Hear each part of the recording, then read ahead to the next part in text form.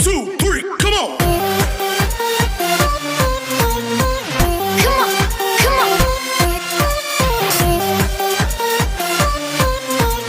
जय हिंद दोस्तों, आज का हमारा वीडियो या टॉपिक है इलस्ट्रेशन नंबर 14, जिसके अंदर रिवोल्यूशन अकाउंट है, लेकिन मेमोरेंडम रिवोल्यूशन के बारे में बताया गया है। और जिसको क्या करना है, आपको अकाउंट बनाने के बारे में नहीं बताया गया है। उसके अंदर क्या करना है, आपको सीधा एडजस्टमेंट करना है पार्टनर्स कैपिटल या करंट अकाउंट के थ्रू। फिर उसके बाद बनाना एक पार्टनर्स कैपिटल अकाउंट और फिर बनानी एक नई बैलेंस शीट। तो देखते हैं कि इस क्वेश्चन के अंदर क्या क्या दे रखा है। इस इलस्ट्रेशन में दे रखा है कि Lara, Priyanka and Vasu are partners in a firm sharing profit in the ratio of 8:5:3, यानी कि 3 पार्टनर हैं और इनके रेशियो क्या दे रखे हैं, 8, 5 और 3। फिर their balance sheet as on 31 March 2017 was as follow, यानी कि उन्होंने जो बैलेंस शीट दे रखी है वो इस तरह से है। क्या दे रखा है, कैश एट बैंक बैलेंस दे रखा है। फिर उसके बाद इन्वेस्टमेंट दे रखे हैं, स्टॉक दे रखा है, बिल्स रिसीवेबल 8,000, डेटर है 40,000, फर्नीचर है 28,000, पेटेंट है 15,000, प्रीपेड इंश्योरेंस है 2,000 और प्लांट एंड मशीनरी है 62,000। ये तो थी एसेट साइड। अब देखते हैं लाइबिलिटी में। तो पार्टनर्स कैपिटल अकाउंट दे रखा है लारा, प्रियंका और वसु तीनों का। फिर उसके बाद पार्टनर्स लोन दे रखा है लारा और प्रियंका का। फिर उसके बाद प्रोविडेंट फंड दे रखा है 18,000। ये प्रोविडेंट फंड क्या होता है, प्रोविडेंट फंड क्या होता है? क्या इस पर पार्टनर्स का कोई रोल रहता है, पार्टनर्स का अधिकार रहता है? जैसे IFR और WCR में रहता था कि वर्कमैन कंपेंसेशन रिजर्व में अगर पैसा बच जाता है तो वो किसको मिलेगा, पार्टनर्स को। IFR में भी अगर पैसा डिडक्ट करने के बाद इन्वेस्टमेंट में जो भी फ्लक्चुएट हुआ है उसके बाद जो भी पैसा बचा है, क्या IFR का पैसा हम पार्टनर्स को दे सकते हैं? दे सकते हैं, बचा हुआ पैसा दे सकते हैं। फिर उसके बाद आता है प्रोविडेंट फंड। क्या प्रोविडेंट का पैसा, फंड का पैसा हम पार्टनर्स के अंदर डिस्ट्रीब्यूट कर सकते हैं? कर सकते हैं? नहीं कर सकते हैं। ये ध्यान रखना, प्रोविडेंट फंड का पैसा पार्टनर्स में डिस्ट्रीब्यूट नहीं कर सकते हैं। क्यों नहीं कर सकते हैं? क्योंकि प्रोविडेंट फंड कर्मचारियों के लिए बनाया गया होता है, जिसका नाम होता है कर्मचारी भविष्य निधि। क्या नाम होता है? कर्मचारी भविष्य निधि। उसमें जो पैसा होता है वो कर्मचारियों का होता है और उस पर किसका राइट होता है, कर्मचारियों का। अगर पैसा बच भी जाता है देने के बाद, पेमेंट करने के बाद, तो वो हम क्या करते हैं, प्रोविडेंट फंड का पैसा पार्टनर्स में डिस्ट्रीब्यूट नहीं करते, उसको बैलेंस शीट के अंदर ही शो करके रखते हैं। फिर उसके बाद आता है जनरल रिजर्व। क्या ये पार्टनर्स के अंदर डिस्ट्रीब्यूट किया जाएगा? जबकि आपको क्या कहा है कि बैलेंस शीट के अंदर, नई जो बैलेंस शीट बनेगी आपको ये कि यही सारी चीजें बतानी है। सुनना क्या कह रहे हैं, आपको जो नई बैलेंस शीट बनाओगे, रिवोल्यूशन अकाउंट बनाते हैं तो सारी चीजें चेंज होके बताते हैं।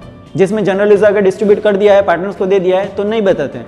लेकिन इसके अंदर क्या कहा है क्वेश्चन के अंदर, आपको आप वैल्यूएशन तो ऊपर नीचे होगा, लेकिन आपको ये सारी की सारी वैल्यू कहाँ बतानी है, नई वाली बैलेंस शीट में, यानी कि चेंज वैल्यू पे नहीं दिखाना है। तो क्या जनरल रिजर्व हम अगर पार्टनर्स में डिस्ट्रीब्यूट करेंगे तो क्या नई बैलेंस शीट में जनरल रिजर्व दिखाएंगे? दिखाना पड़ेगा, क्योंकि आपको क्या कहा है कि कोई भी चीज चेंज नहीं होगी। तो जनरल रिजर्व है, आपको जनरल रिजर्व दिखाना है, लेकिन पार्टनर्स में डिस्ट्रीब्यूट करके दिखाना है। समझ में आ रहा है? कैसे करेंगे वो भी देखेंगे। फिर उसके बाद क्रेडिटर दे रखे कितने के, 40,000। फिर उसके बाद बैंक लोन है कितने का, 14,000 और प्रोविजन फॉर बैड डेब्ट्स है 4,000 रुपए के। ये प्रोविजन फॉर बैड डेब्ट्स यहाँ भी हो सकता है, डेटर के अंदर से माइनस करके भी लिख सकते हैं एसेट साइड में। यहाँ तक समझ में आ गया आपको? ठीक है। तो इसके अंदर ऐसी कौन सी चीज थी जो पार्टनर्स के अंदर डिस्ट्रीब्यूट कर सकते हैं? जनरल रिजर्व डिस्ट्रीब्यूट कर सकते हैं। ठीक है, तो इसका एडजस्टमेंट होगा, प्रोविडेंट फंड नहीं होगा। अगर IFR और WCR होता तो उनका भी डिस्ट्रीब्यूशन कर सकते हैं, लेकिन इनको इसी वैल्यू पर वापस नई बैलेंस शीट के अंदर भी दिखाना है। आपको समझ में आ रहा है? तो इसका मतलब क्या, किस टाइप की एंट्री करेंगे, सीधा पार्टनर्स कैपिटल यानी कि सैक्रिफाइसर और गेनर पार्टनर्स की एंट्री करेंगे। समझ में आ गया? अब उसके बाद पढ़ते हैं एडजस्टमेंट। क्या कह रहे हैं, they agree to change their profit sharing ratio as 5:6:5। पहले क्या रेशियो थे, 8:5:3 और अब रेशियो क्या हो गए, 5:6:5। यानी कि कोई पार्टनर आया नहीं और कोई पार्टनर गया नहीं है, लेकिन क्या वो इनके रेशियो चेंज हो गए फ्रॉम 1 अप्रैल 2017 से। For this purpose it is decided that, इस पर्पज से उन्होंने क्या किया है कि ये निर्णय लिए हैं। क्या क्या है, सबसे first, goodwill of the firm has been valued at 3 times of the average super profit of last 4 year। Average profit of the last 4 year are ₹40,000, while the normal profit that can be earned with the capital employed are 24,000। अब ये क्या कह रहे हैं कि goodwill का valuation किया जाएगा। समझ में आ रहा है? गुडविल का वैल्यूएशन किया जाएगा। कौन सा मेथड यूज करना है, सुपर प्रॉफिट मेथड। कौन सा मेथड यूज करना है, सुपर प्रॉफिट मेथड। कितने ईयर से मल्टीप्लाई करना है, for the year 3 year basis पे करना है। भाई जो भी अमाउंट आएगा सुपर प्रॉफिट का उसको आपको कितने ईयर से मल्टीप्लाई करना है, 3 सालों के मल्टीप्लाई करना है। और इन्होंने कहा है कि एवरेज प्रॉफिट और नॉर्मल प्रॉफिट दे रखा है। 4 सालों का एवरेज प्रॉफिट कितना दे रखा है, 40,000, और नॉर्मल प्रॉफिट कितना दे रखा है, 24,000। यानी कि जो भी आपने पैसा लगा रखा है उससे आप नॉर्मल कितना कमाते हो, 24,000 रुपये, जबकि आपने एक्चुअल में कितना कमाया, 40,000। तो सुपर प्रॉफिट कितना हुआ, 16,000 रुपये।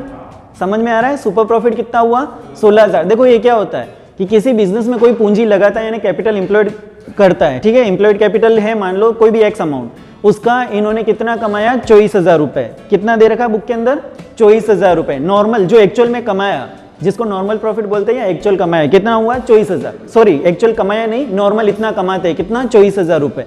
जबकि एक्चुअल में आपने कितना कमाया, 40,000, ज़्यादा ही कमाया। तो ज़्यादा कितना कमाया, 16,000 ज़्यादा कमाया। तो 16,000 रुपये जो ज़्यादा कमाए हैं वो है आपका सुपर प्रॉफिट। और सुपर प्रॉफिट आपको कितने सालों से मल्टीप्लाई करना है, 3 सालों से। तो इसका मतलब कितने हज़ार की गुडविल आ जाएगी, 48,000। 16 इंटू 3 करोगे कितना आ जाएगा, 48, यानी 48,000 रुपये आपकी गुडविल हो जाएगी पूरी फर्म की, ठीक है। फिर उसके बाद देखो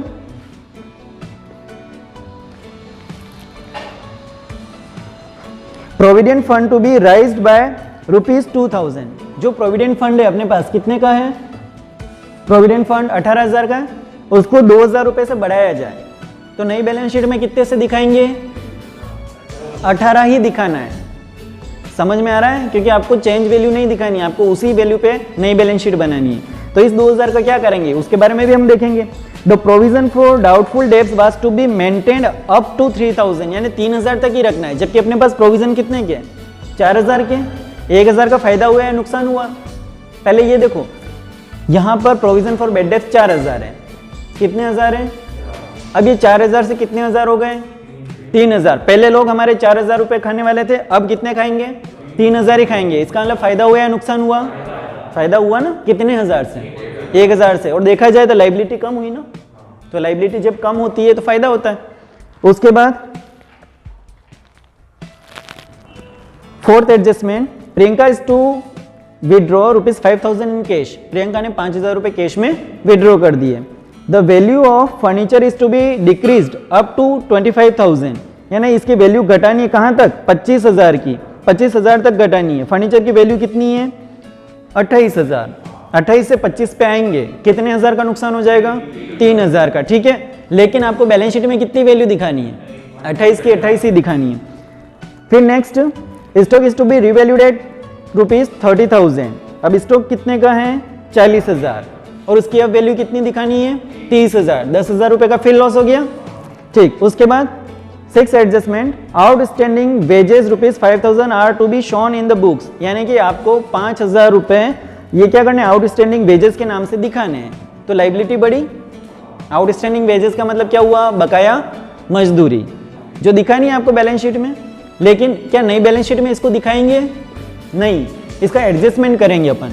तो इसका मतलब ये भी लॉस हुआ, 5,000 से लाइबिलिटी इंक्रीमेंट हो गई। अब provision for bad debts on bills receivable is made 5%। क्या कह रहे हैं, प्रोविजन फॉर बैड डेब्ट्स, भाई जो प्रोविजन है फॉर बैड डेब्ट्स उसका क्या कर रहे हैं, on bills receivable is made 5%। देखो कितने हैं बिल्स रिसीवेबल, 8,000। 8,000 का 5% कितना होता है, 400 रुपये कम हो जाएंगे। भाई लाइबिलिटी बढ़ रही है। कहने का मतलब क्या है कि प्रोविजन मेंटेन करके रखना है, इतना पैसा हमारा डूब सकता है। प्रोविजन जो बिल है तो है ना, जैसे आप लोगों ने मेरे को चेक दिया एज ए बिल, उसका पेमेंट नहीं होने के चांसेस भी तो होते हैं। भाई ये व्यक्ति पेमेंट नहीं करेगा, कितना % पेमेंट नहीं करेंगे, 5%। तो 5% कितना अमाउंट होता है, 8,000 का 5% 400। तो एक तरह से ये लाइबिलिटी क्रिएट कर रहे हैं हम। तो ये लाइबिलिटी क्रिएट हो रही है, इसका मतलब क्या हो रहा है, नुकसान हो रहा है। क्या हम इसको भी बैलेंस शीट के अंदर दिखाएंगे, नई वाली में नहीं दिखाएंगे। फिर नेक्स्ट एडजस्टमेंट, यानी कि 8वां adjustment, Sunny an old customer whose account written off as a bad डेब्ट has promise to pay ₹800 in the settlement of his full claim.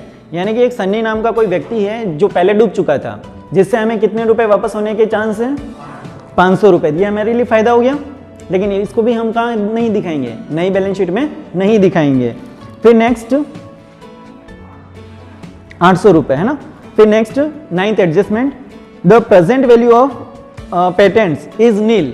जो आज की वैल्यू है बुक के अंदर किसकी, पेटेंट्स की, वो नील हो गई है। नील का मतलब खत्म हो गई है, समाप्त हो गई है, समझ में आ गया। तो नील होने का मतलब उसको शून्य करना है। कितने हजार का नुकसान हो जाएगा पेटेंट्स का, 15,000 रुपये। लेकिन नई बैलेंस शीट में तो आपको पेटेंट्स दिखाना ही है। The book value of the assets, liability and reserve are not to be altered. समझ में आ गया किस किस को चेंज नहीं करना है, assets, liability and reserves are not to be altered, यानी कि इनको चेंज नहीं करना है। समझ में आ गया, इनको असेट्स और लायबिलिटी को इनको वहीं पर दिखाना है। इसका मतलब क्या चेंज हो सकती है भाई, असेट्स, लायबिलिटी और रिजर्व, इनको चेंज नहीं करना है।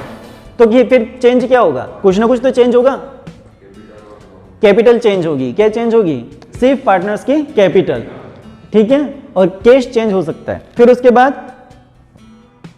Prepare capital accounts and new balance sheet. आपको क्या क्या तैयार करना है, कैपिटल अकाउंट और न्यू बैलेंस शीट, ठीक है। लेकिन अपने को ये कैसे पता चला कि इसके अंदर नई बैलेंस शीट जो बनाई नहीं, उसका मतलब मेमोरेंडम रिवैल्यूएशन टाइप आपको एडजस्टमेंट करना है, या नई वैल्यू नहीं दिखानी है, ओल्ड वैल्यू ही आपको दिखानी है। कैसे पता किया, क्योंकि यहाँ पर लास्ट में आपको लाइन दे रखी है कि संपत्ति, दायित्व और संचयों के पुस्तक मूल्यों में परिवर्तन नहीं करना है। तो इसका मतलब समझ में आ गया। इस तरह से 2-3 वर्ड घूम सकते हैं आपके सामने। क्या कह सकता है, या तो मेमोरेंडम रिवैल्यूएशन अकाउंट बनाओ, जिसका मतलब भी होता है पुरानी वैल्यू दिखाओ, या फिर आपको ये कह सकते हैं कि जो पुरानी वैल्यू वो की वही दिखाओ, या फिर स्पेशल इनका नाम लिख के दे सकते हैं कि असेट्स, लायबिलिटी और रिजर्व में कोई चेंजेस आपको नहीं करना है, ठीक है। तो इसका मतलब भी क्या कह रहे हैं, पुरानी वैल्यू ही दिखानी है। अब देखते हैं इस सवाल को हम कैसे करेंगे, ठीक है। अब इस क्वेश्चन को सॉल्व करते हैं, ठीक है। तो सबसे पहले क्या करते हैं कि इनके रेशो दे रखे हैं, ओल्ड रेशो और न्यू रेशो। तो सबसे पहले क्या निकालना पड़ेगा अपने को, सैक्रिफाइस रेशो। तो सैक्रिफाइस रेशो निकालते हैं किस किस का, लारा, प्रियंका और वसु का। लारा, प्रियंका और वसु। क्या निकालना है अपने को, गेनिंग रेशो और सैक्रिफाइसिंग रेशो, क्योंकि इसके अंदर क्या हो रहा है, रेशो चेंज हो रहे हैं। तो रेशो चेंज हो रहे हैं, इसका मतलब किसी को फायदा होगा और किसी को नुकसान होगा। तो यहाँ देखो लारा का ओल्ड रेशो क्या है, 8/16। लारा का ओल्ड रेशो 8/16। प्रियंका का 5/16 और वसु का 3/16 minus new ratio. New ratio भी देखो दे रखे हैं 5/6/5, 5/16, 6/16, 5/16 माइनस, ठीक है। अब इधर देखो ये ओल्ड रेशो था, ये न्यू रेशो है। देख के बता सकते हैं अपन कि पहले भी 16 रुपए थे, अब भी 16 रुपए, ये मान लो, है ना। पहले भी 16 थे, अब भी 16 थे। इसको 8 रुपए मिलते थे पहले, अब कितने मिल रहे हैं। तो इसका मतलब इसने सैक्रिफाइस कितना किया, 3/16 का। इसको पहले कितने मिल रहे थे, 5, और अब कितने मिल रहे हैं। इसका मतलब इसको गेन हुआ, ये माइनस में जाएगा आंसर 1/16, क्योंकि ये जो फॉर्मूला लगा हुआ उससे आंसर क्या जाएगा, माइनस में। देखो कैसे जाएगा, ये पहले इसको 3 रुपए मिलते थे, अब कितने मिल रहे हैं, कितने का फायदा हुआ, 2 का, यानी कि इसको भी फायदा हुआ, 2/16 का माइनस में जाएगा। क्यों जाएगा, क्योंकि फॉर्मूला अपन ने किसका लगा रखा है, सैक्रिफाइस का, और इन दोनों को क्या हो रहा है, गेन हो रहा है। इधर देखो 3/16, 1/16 और 2/16 मैच हो रहा है। 3 रुपए, 1 रुपए और 2 रुपए बराबर हो रहे हैं। तो फायदा किसको हुआ, प्रियंका और वसु का। नुकसान किसको हुआ, यानी कि सैक्रिफाइसर पार्टनर कौन बना, लारा, ठीक है। तो यहाँ हम एक तरह से लिख सकते हैं कि सैक्रिफाइसर पार्टनर बना सिर्फ लारा, और लारा का रेशो क्या है, 3/16। प्रियंका का फायदा है कितना, 1/16, और वसु का कितना है, 2/16। बस इस रेशो का काम हो गया हमारे, गेनिंग और सैक्रिफाइसिंग रेशो निकल गया, ठीक है।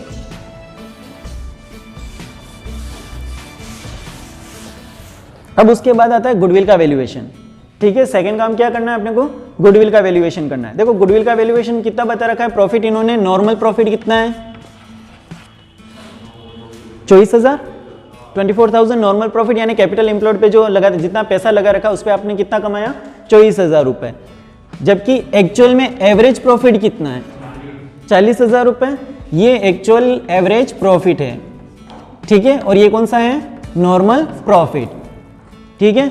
फिर उसके बाद देखेंगे तो सुपर प्रॉफिट कितना होगा, 16,000 16,000 जो सुपर प्रॉफिट है उसको कितने सालों से मल्टीप्लाई करना है आपको?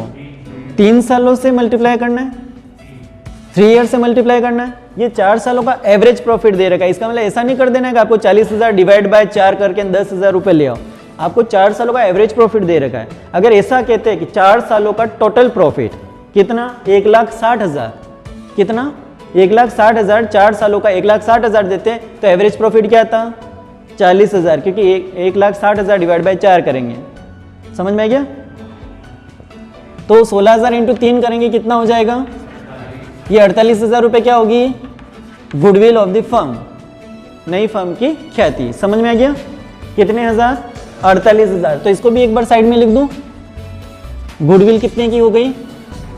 48,000। अब क्या इस गुडविल के अंदर इन लोगों का पार्ट्स रहेगा? बिल्कुल रहेगा। वैल्यूएशन करेंगे, गेनर वाला ले जाएगा और सैक्रिफाइजर वाला ले जाएगा और गेनर वाले उस पार्ट को भरेंगे। समझ में आ गया? तो ये गुडविल भी हो गया। अब देखते हैं सेकेंड एडजस्टमेंट से जो रिवोल्यूशन से रिलेटेड है। रिवोल्यूशन अकाउंट बनाना नहीं है, लेकिन उसका इफेक्ट क्या पड़ेगा पार्टनर्स के ऊपर, उसके बारे में हम देखेंगे। तो यहाँ देखो सेकेंड इलस्ट्रेशन दे रखा है कि भविष्य निधि में 2,000 रुपये की बढ़ोतरी करनी है।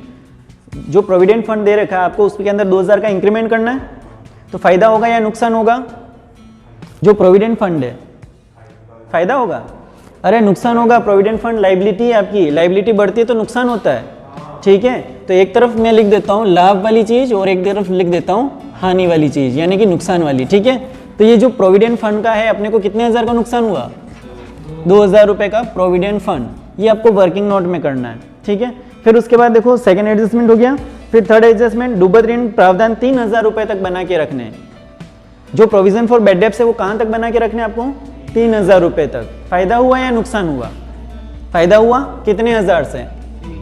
1,000 से। 3,000 तक बना के रखने हैं। 4,000 में से 3,000 माइनस कर देंगे, कितने का फायदा हो जाएगा? 1,000 रुपये का। ये provision for bed and doubtful debts के नाम से। थर्ड एडजस्टमेंट के बाद है अब 4, प्रियंका नकद में रुपये 5,000 का आहरण करती है। क्या ये रिवोल्यूशन किससे रिलेटेड है? नहीं है, ये उसके कैपिटल या करंट अकाउंट से माइनस कर देंगे। फर्नीचर का मूल्य 25,000 तक घटाया जाए। अब देखो फर्नीचर का वैल्यू 25,000 तक घटाया जाए, यानी 25,000 तक रखना। कितने हजार का डिफरेंस आया? 28 से 25, 3,000 का डिफरेंस आया। असेट्स कम हुई, मतलब लॉस हुआ। लॉस हुआ कितने हजार का? 3,000 का। यहाँ लिखेंगे फर्नीचर। ठीक है, फिर उसके बाद फर्नीचर के मूल्य में और रहते के मूल्य में 30,000 रुपये का वैल्यूएशन किया गया। रहते का मतलब होता है स्टॉक। स्टॉक का वैल्यूएशन कितना किया गया? 30,000। 30,000। तो पहले कितना था? 40। अब 30,000 लॉस हो गया। क्यों हुआ? क्योंकि असेट्स कम हुई। तो 40 से 30 पे हुआ, अपने को 10,000 रुपये का क्या हो गया? लॉस। किससे हुआ? स्टॉक से। ठीक है, स्टॉक से नुकसान हो गया। फिर उसके बाद मजदूरी के बकाया 5,000 रुपये पुस्तकों में दिखाए जाएं, यानी कि आउटस्टैंडिंग वेजेस आपको बुक के अंदर क्या करनी है? दिखानी है, शो करनी है। तो किधर दिखाओगे? लाइबिलिटी साइड में दिखाते हैं, है ना। तो एक तरह से लाइबिलिटी क्रिएट हो रही है, नुकसान हो रहा है। कितने से? 5,000 से। तो इधर देखो जो आउटस्टैंडिंग वेजेस है 5,000 रुपये का हमारे लिए लॉस हो रहा है, यानी कि लाइबिलिटी क्रिएट हो रही है। उसको हम किधर लिखेंगे? लॉस में, यानी कि 5,000 रुपये हम लिखेंगे आउटस्टैंडिंग वेजेस। ठीक है, आउटस्टैंडिंग वेजेस में 5,000 रुपये लिख लेंगे। फिर उसके बाद प्राप्य बिलों पर 5% की दर से डुब्बत ऋण के लिए प्रावधान किए जाए, यानी कि एसेट्स कम हो रही है। बिल्स रिसीवेबल है, उसमें डुब्बत ऋण का आयोजन करना है, यानी कि प्रोविजन क्रिएट हो रहे हैं या एसेट्स कम हो रही है। बात एक ही है, यानी कि लाइबिलिटी क्रिएट हो रही है या फिर क्या हो रहा है? एसेट्स कम हो रहे हैं। तो एसेट्स कम होते हैं, कितने का नुकसान हो रहा है? 400 रुपये का। क्यों? कैसे कैलकुलेट किया? 8,000 का 5%। तो ये लॉस हुआ हमारे। तो यहाँ लिखेंगे 400 रुपये। किस नाम से लिखेंगे? Provision for discounted on bill. ठीक है, फिर नेक्स्ट एक पुराना ग्राहक जो सन्नी नाम से है, जिसका खाते को अपलिखित कर दिया गया था, यानी कि उसके अकाउंट्स को अपन ने क्या कर दिया? बेड डेब्ट्स मान लिया था। फिर उसका ग्राहक है ना, ग्राहक का मतलब क्या हुआ? हम जिससे पैसे मांग रहे थे और उसने क्या किया? पेमेंट किया ही नहीं, तो हमने क्या किया? उसका अकाउंट क्लोज कर दिया। क्लोज किस नाम से किया होगा? बेड डेब्ट्स में डाल के। फिर क्या करना है आपको?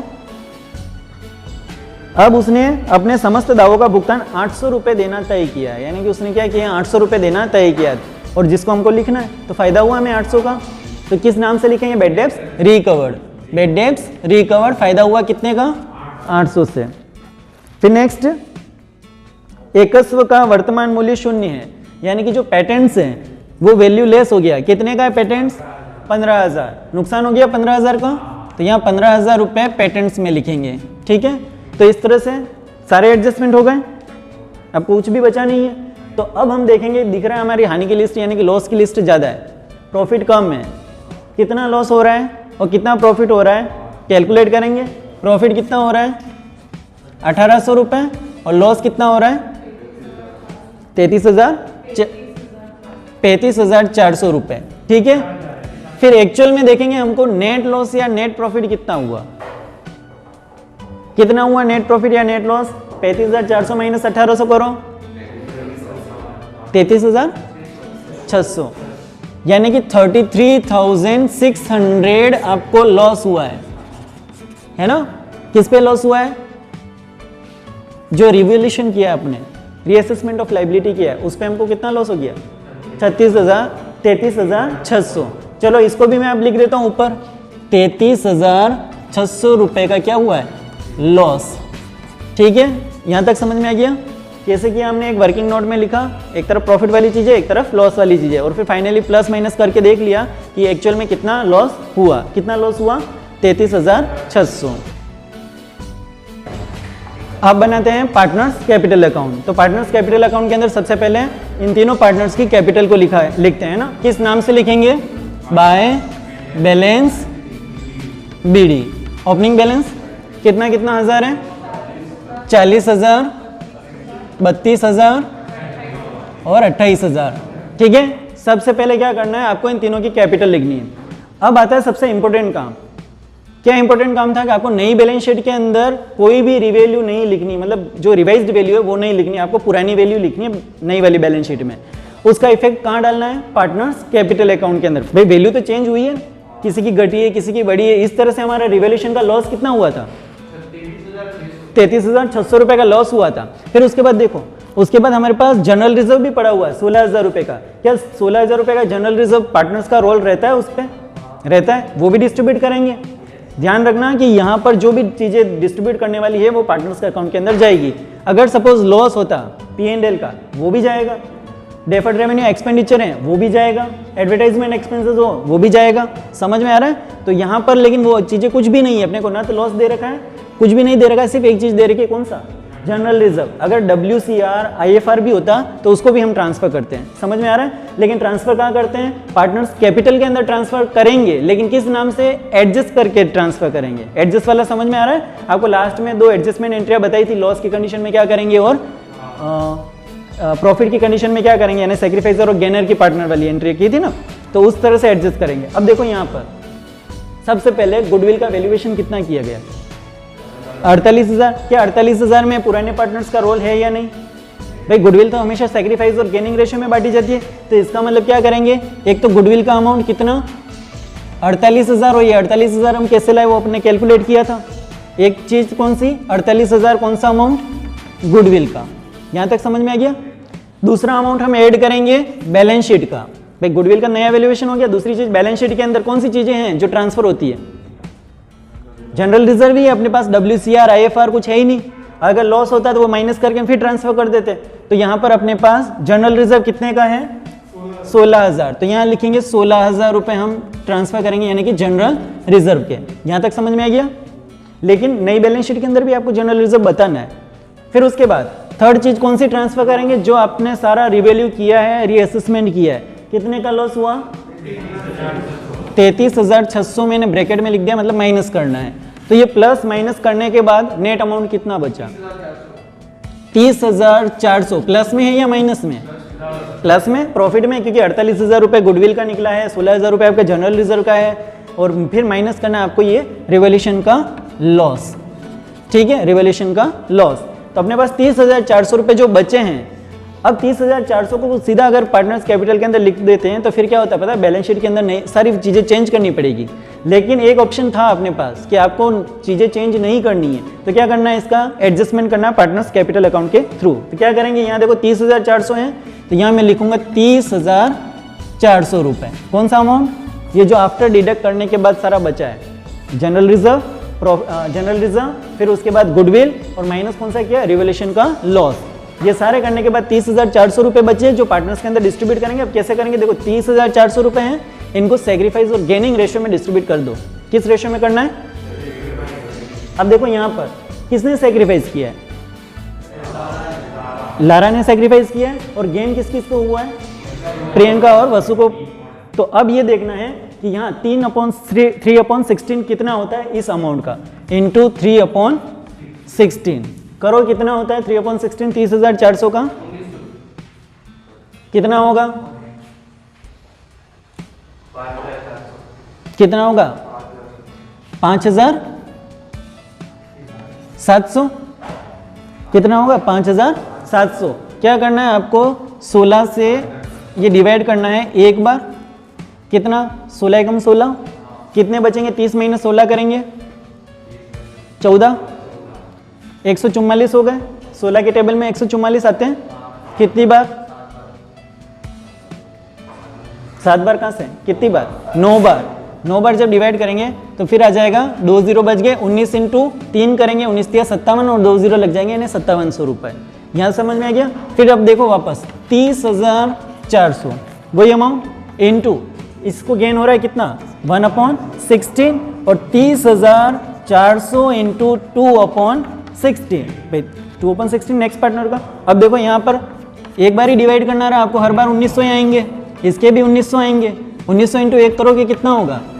1900 और 1900 इंटू 2 करेंगे कितना होगा? 3800 और 1900 इंटू 3 करेंगे कितना हो जाएगा? 5700। यहाँ तक क्लियर है? ये कैसे आया अमाउंट? ये गेनिंग रेशियो और सैक्रिफाइसिंग रेशियो में अपन ने डिवाइड कर दिया। ठीक है, अब इसका मतलब इसने क्या किया था, जो पहले वाला पार्टनर था लारा ने क्या किया? सैक्रिफाइस किया। तो इसको कितना पैसा मिलेगा? 5700। और 5700 देगा कौन कौन? 1900 ये देगा, 3800 ये देगा। समझ में आ गया? आया समझ में? क्योंकि गेनिंग पार्टनर हमेशा पैसा देंगे। किस कंडीशन में? प्रॉफिट वाली कंडीशन में। अपने पास अभी भी प्रॉफिट ही है ना भाई, प्लस में है ना। अगर माइनस में हो जाते हैं तो फिर सेक्रीफाइस पार्टनर भरेगा, किसको देगा? गेनर पार्टनर को। रिवाइज मतलब उल्टी एंट्री हो जाएगी इसकी, जर्नल एंट्री। अब देखो यहाँ पर इसको तो हुआ है सेक्रीफाइस। किसको सेक्रीफाइस हुआ है? लारा को। और किन किन को गेन हुआ है? पार्टनर्स प्रियंका और वसु को गेन हुआ है। ठीक है, अब क्या करना है? 1900 और 3800 देंगे। तो देंगे मतलब किसको मिलेगा? लारा को। लारा के अकाउंट में 1900 और 3800 रुपए आएंगे। क्या लिखेंगे? 1900 रुपए और 3800 रुपए। समझ में आ रहा है? ये दोनों 1900 और 3800 देंगे तो क्या 5700 हो जाएंगे? हो जाएंगे। 1900 किसने दिए? 1900 प्रियंका ने दिए, यहाँ लिखेंगे बाय प्रियंका। समझ में आ गया? और 3800 कौन देगा? बाय वसु। समझ में आ गया? इन दोनों ने पैसे दे दिए। अब यही पैसे वापस इनके अकाउंट से भी काटे जाएंगे, तो इधर लिखेंगे किस नाम से? इन दोनों ने लारा को दिए, टू लारा अकाउंट। अब लारा के अकाउंट में तो कुछ नहीं लिखेंगे। प्रियंका ने कितने दिए थे? 1900। वसु ने कितने दिए? 3800 रुपए। यहां तक समझ में आ गया? ये कौन सा एडजस्टमेंट हुआ? ये रिवोल्यूशन वाला, गुडविल का भी हो गया और जनरल रिजर्व का भी एडजस्टमेंट हो गया। अगर इसी तरह से अगर लॉस होता तो उस लॉस को क्या करते हैं? माइनस कर देते हैं। समझ में आ रहा है? अगर डेबिट साइड में इधर असेट्स में अगर लॉस होता तो उस लॉस को हम यहाँ माइनस करके फिर उस अमाउंट का हम क्या करते हैं? एडजस्टमेंट कर लेते हैं। ठीक है, अब एक चीज और बीच में आई है, एक पार्टनर ने 5000 रुपये विड्रॉ कर दिए। किस पार्टनर ने किए थे? प्रियंका ने। तो प्रियंका ने 5000 रुपये विड्रॉ कर दिए, तो यहाँ लिखेंगे बाय कैश, टू कैश या बैंक लिख सकते हैं। ठीक है, क्योंकि अपने पास बैलेंस शीट के अंदर तो कैश है ही नहीं, कैश और बैंक है। अपने पास जो बैलेंस है वो कहाँ पर पड़ा हुआ है? बैंक के अंदर पड़ा हुआ है। तो आप यहाँ चाहो तो कैश भी लिख सकते हो, चाहो तो बैंक भी लिख सकते हैं। किसने निकाला था? प्रियंका ने। तो प्रियंका के अकाउंट से 5000 रुपये डिडक्ट कर लेंगे, बस सारे एडजस्टमेंट हो गए अपने। अब क्या करना है? बैलेंस निकालना है। चलो बैलेंस निकालते हैं। तो वसु की देखो इधर कितनी टोटल है? 28,000। तो इधर भी कितनी होनी चाहिए? 28,000। लेकिन यहाँ बैलेंस आ जाएगा टू बैलेंस CD। 28,000 में से 3800 माइनस कर देंगे। Very good, 24,200। फिर इधर देखो, इधर 32,000 रुपये की टोटल है। इधर भी कितनी होनी चाहिए? 32,000। 32,000 में से 6,900 माइनस कर देंगे, 25,100 रुपये। तो ये 25,100 रुपये लिख दिए। इधर की टोटल कितनी है? 45,700। ठीक है, तो इधर भी कितनी होनी चाहिए 45,700, ठीक है। लेकिन यहाँ पर कुछ भी विड्रॉ इसने किया ही नहीं है, तो इसको बैलेंस कितना लिखेंगे 45,700, ठीक है। ये हो गया। अब आपको देखो बैलेंस शीट के अंदर क्या चेंज करना है। पुरानी बैलेंस शीट, अभी तक मैंने कुछ चेंज किया है इसके अंदर, कुछ भी नहीं किया। अब देखना क्या चेंज होगा। सबसे पहले आ जाओ कैश एट बैंक, किस पे चेंज करना है कैश एट बैंक। क्यों चेंज करेंगे, क्योंकि एक पार्टनर ने 5,000 रुपये विड्रॉ किए थे, तो अगर मैं 10,000 में से 5,000 विड्रॉ करूंगा, नया बैलेंस कितना हो जाएगा 5,000। उसके अलावा आपको यहाँ कोई भी चेंजेस नहीं करना है। तो 5,000 कहाँ चेंज हो जाएंगे, यहाँ पर टोटल में कितने हो जाएंगे 2,15,000। यहाँ तक समझ में आ गया। फिर उसके बाद देखो पार्टनर्स कैपिटल, अब कैपिटल तीनों की चेंज हो रही है भाई, कैपिटल चेंज होगी और कैश अकाउंट चेंज होगा। कैपिटल कितनी है 45,700, तो देखो मैं लिख रहा हूँ 45,700, प्रियंका की 25,100 और 24,200, ठीक है। यहाँ तक हो गया। फिर उसके बाद पार्टनर्स लोन सब कुछ वैसा का वैसा रहेगा। इसका मतलब यहाँ पे भी टोटल कितनी कम हो जाएगी 5,000 से, यानी कि 2,15,000 रुपये यहाँ पे भी हो गया। यानी कि देखा आपने कहाँ कहाँ चेंजेस हुआ, क्या इफेक्ट डाला।